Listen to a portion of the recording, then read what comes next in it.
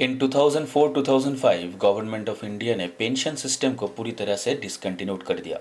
ये घोषित किया गया कि 2004 1 अप्रैल से पहले जो एम्प्लॉयज़ ज्वाइन किए थे उनको पेंशन मिलेगा, बट उनके बाद जो ज्वाइन किया है 2004 1 अप्रैल के बाद जो लोग ज्वाइन किए थे उन लोगों को पेंशन नहीं मिलेगा।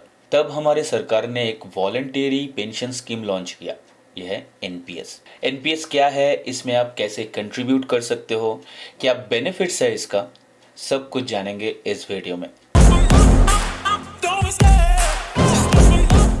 मेरा नाम है कौस्तव और आप देख रहे हो ग्रो मनी। ये एनपीएस है क्या? एनपीएस एक वॉलंटरी कंट्रीब्यूशन फंड है। इसको ओन करता है हमारा गवर्नमेंट ऑफ इंडिया एंड इसे मॉनिटर करता है pension fund regulation and development authority. Basically ये पेंशन सिस्टम का रिप्लेसमेंट है।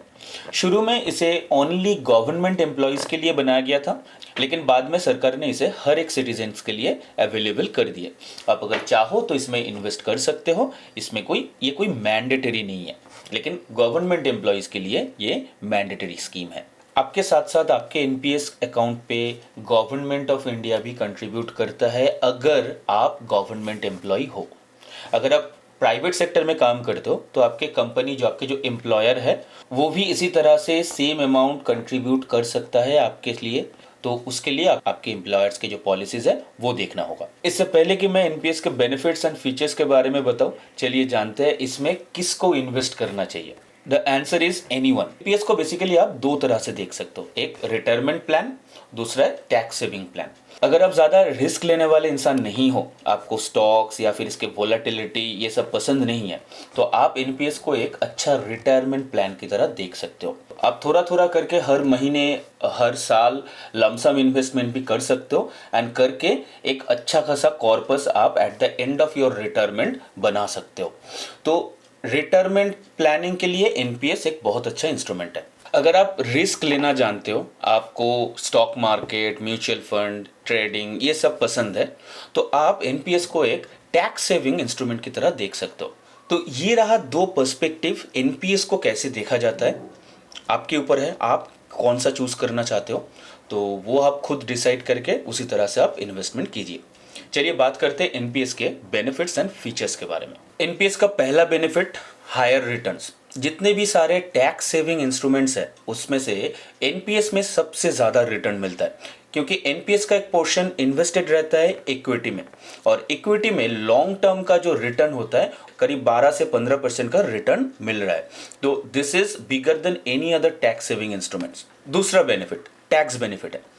आपको 80C के अंदर 1.5 लाख का तो बेनिफिट मिलता है, वो सबको पता है, लेकिन 80C को छोड़ के आपको एनपीएस के लिए 50,000 तक टैक्स बेनिफिट मिलता है। तो एक बार स्क्रीन में देख लेते हैं कि टैक्स बेनिफिट आपको कहाँ कहाँ एनपीएस से मिलता है। सेल्फ कंट्रीब्यूशन का एक टैक्स बेनिफिट जो मिलता है वो है maximum amount is 1.5 lakh. Self contribution के ऊपर आप टैक्स बेनिफिट क्लेम कर सकते हो under section 80 CCD1। Government employees के लिए ये अमाउंट है 10% of your salary and self employed के लिए ये अमाउंट है 20% ऑफ ग्रॉस इनकम।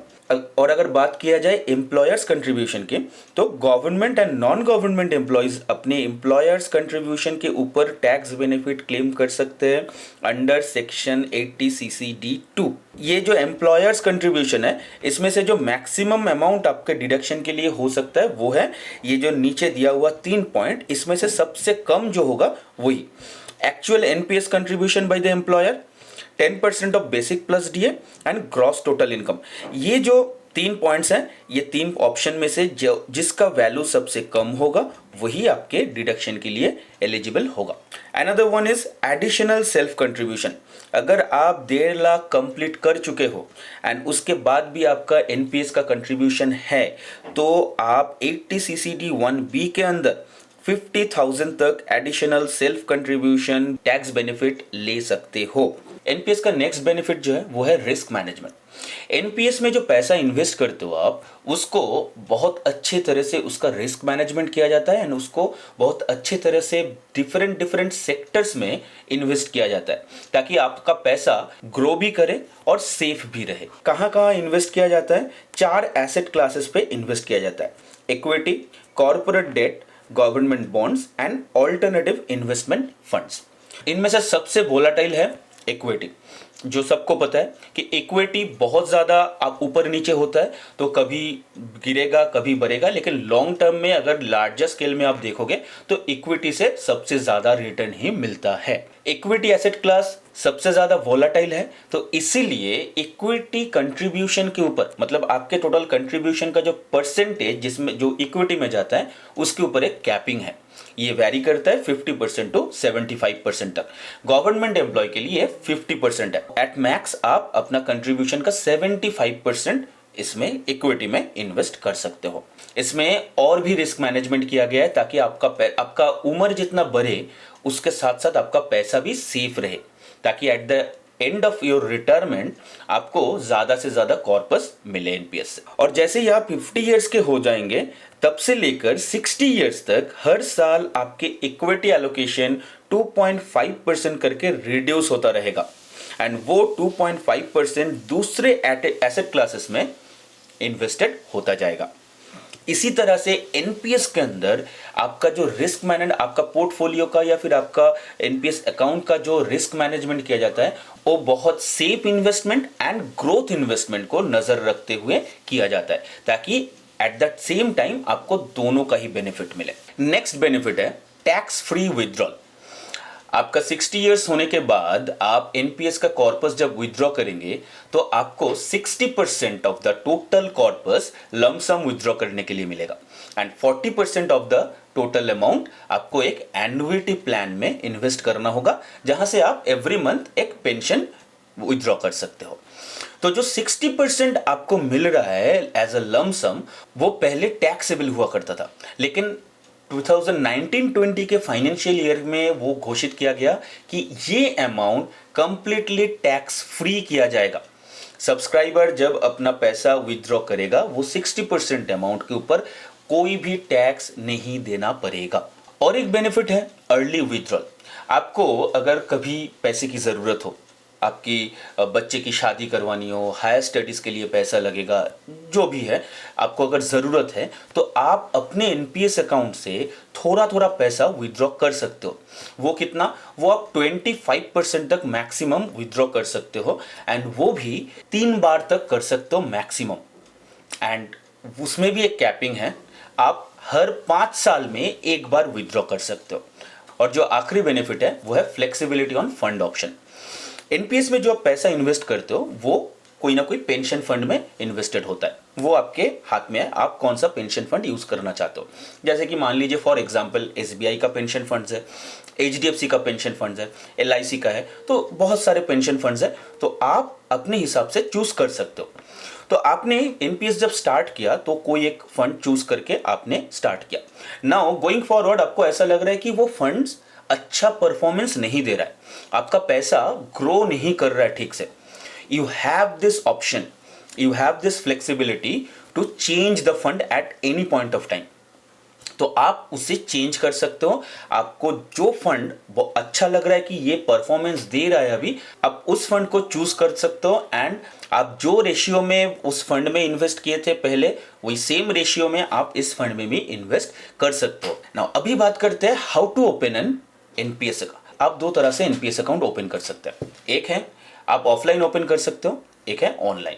ऑफलाइन कैसे करेंगे? ऑफलाइन आपको ओपन करने के लिए कोई एक बैंक में जाइए, वहां पे सब्सक्राइबर एनपीएस सब्सक्राइबर फॉर्म होता है, वो उठाइए एंड उसको फिलअप करके जमा कीजिए with your Aadhaar and PAN card सब मिला के, and then bank will process this within 72 hours. आपके पास एक मैसेज आएगा, आपका प्राण अकाउंट क्रिएट हो जाएगा। उसके लिए आपको एक 500 रुपीज का इनिशियल डिपॉजिट करना होगा एंड 125 रुपीज का एक प्रोसेसिंग फी लगेगा। तो ये है offline process.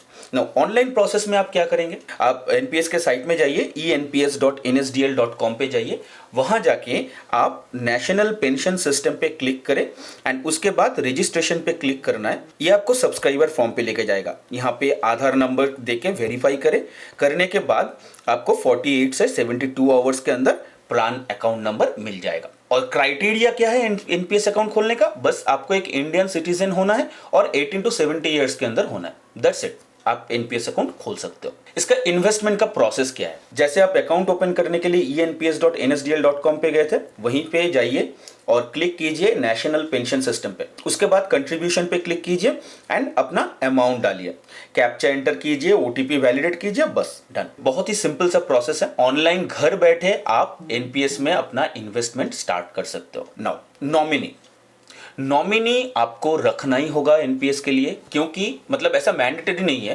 But to be on the safer side आपको रखना बहुत जरूरी है। अगर सब्सक्राइबर का डेथ हो जाता है इन बिटवीन द प्रोसेस, तो जो पैसा उन्होंने अपने एनपीएस अकाउंट में एक्यूमुलेट किए थे वो पैसा किसको दिया जाएगा? इसीलिए हम लोग हर एक चीज में नॉमिनी रखते हैं। तो यहाँ पे भी आप नॉमिनी रखिए।